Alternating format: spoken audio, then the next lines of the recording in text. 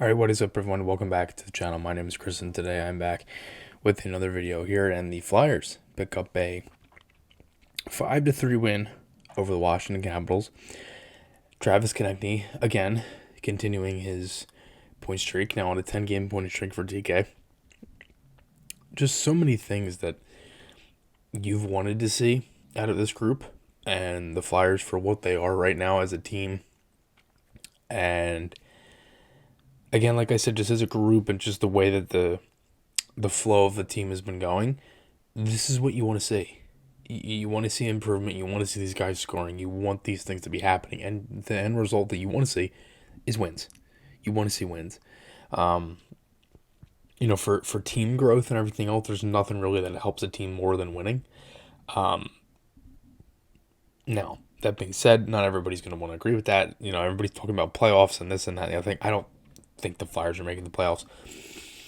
I think it would be a miracle if they made the playoffs. But again, the Flyers go with the same offensive lines. Veterans like Frost, Tippett, Farabee, Cates, Konecny, Hayes, Lawton, and Allison, Delorier with Brown and McEwen, Provorov and York, Sanheim and D'Angelo, Sealer and Ristolainen, and Carter Hart was in it for this one. So right off the gate, I thought the Flyers actually had a really good first period. They were strong on pucks. They had a good forecheck going, and right off the hop, Frost had a handful of chances in this game. Had a chance off the draw that ended up going wide. Then York had a chance off the rush off a nice pass from Frost, and then Frost had one a couple minutes later off of a partial breakaway, and then he had a tip in the slot that just went wide. Could have been 1-0 Flyers early. There was no call on McEwen. His stick got slashed. I was kind of surprised he didn't call that, honestly. But anyway, we move on. Ovechkin has a chance and tight. Nice save by Hart. Hart had a really nice save off of the rush.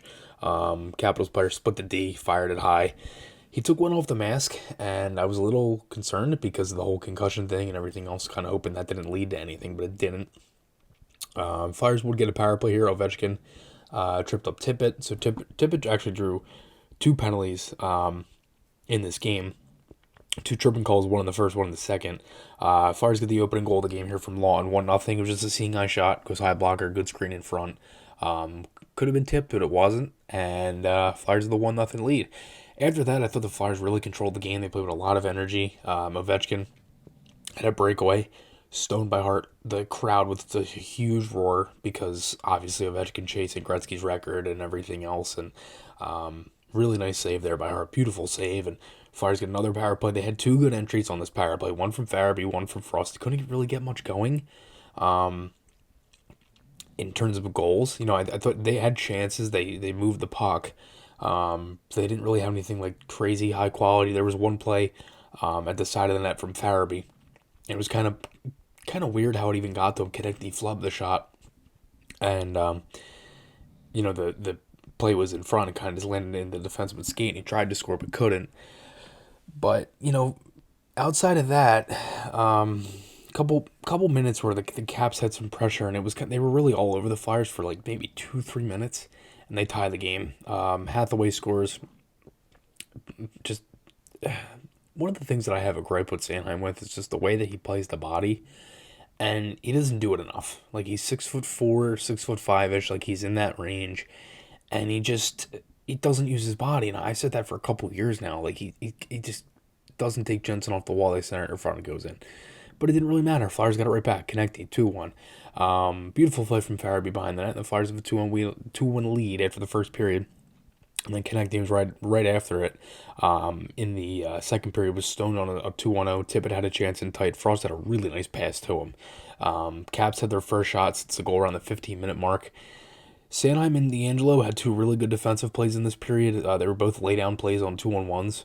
The good old L1, R1 and NHL 23. That's what gets it done sometimes. And I thought the Flyers had a really good second. I mean, they controlled play. They had chances. My only worry was, like, the Caps didn't have many looks and didn't have as many shots. They had some pressure late after the Flyers had a couple good shifts from the Frost line. Tippett had a chance at the corner, and then the Hayes line had a couple looks at the net and just overall recycling the puck and all that stuff.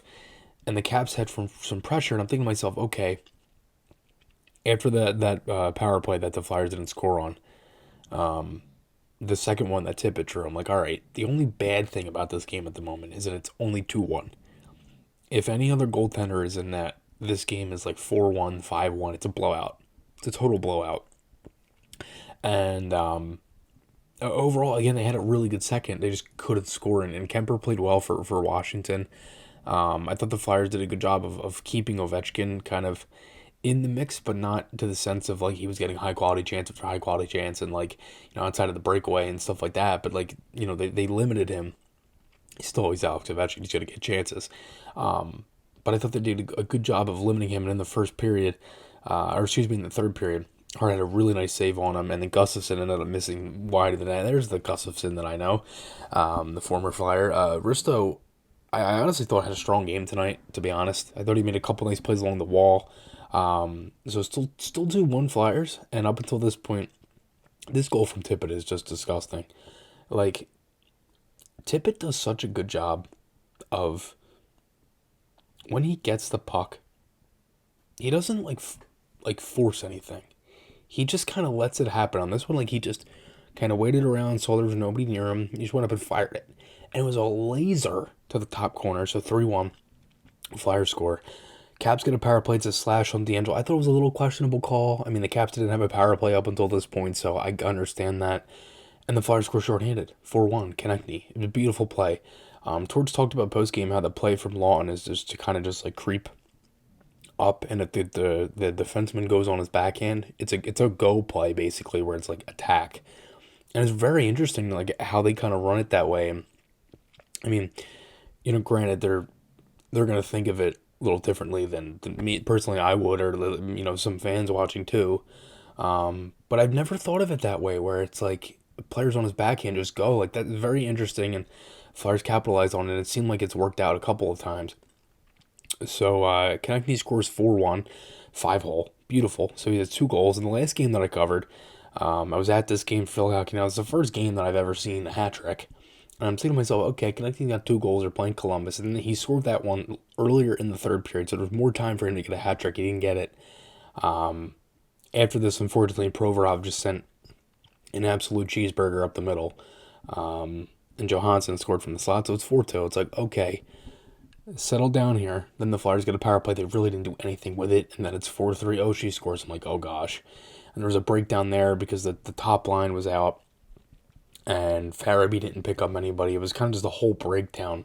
Farabee, I'm saying Farabee, he was the closest winner.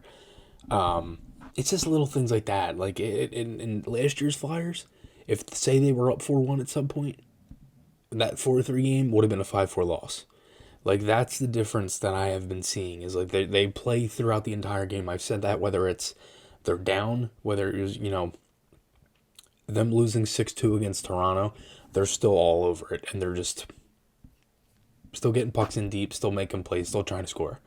They're still in the game. They fight till the end. And that's the one thing that they've been doing. Again, like I've said, you want to see improvement, and you want to see them actually growing, and that's what they're doing. Like, this isn't like a one-off thing. Like, this has been, they've won 6 of their last 7. Like, this isn't anything too, it really doesn't shock me, honestly. I never thought they would be a Bedard team. I kind of always thought they'd be in the middle. They'd be a tweener team. They'd be, not good enough to make the playoffs, but not bad enough to be at the bottom. And I understand the argument of, well, that's not really where you want to be right now because of Bedard and everything else. I get that. I'm not making it like I don't want Bedard either, because I think Bedard would be fantastic here. He'd be a great player. I'm just not about tanking and about purposely losing and all of that stuff. I think there's more that needs to be done here. So Konecny gets the hat trick, and the Flyers pick up another 2 points and another win. I mean, these are the things that you want to see. Everybody last year was oh, well, they should trade, this guy, and this guy. And it's like, let's see what we have. And the perfect example that I see is Tage Thompson. Everybody, I think the problem with some of the Flyers fans, and I guess I should say, and I don't mean it like, that their intelligence or anything. I just think of it like there's some people that want a Tage Thompson. And I think to myself, okay, Tage Thompson was a 2016 draft pick.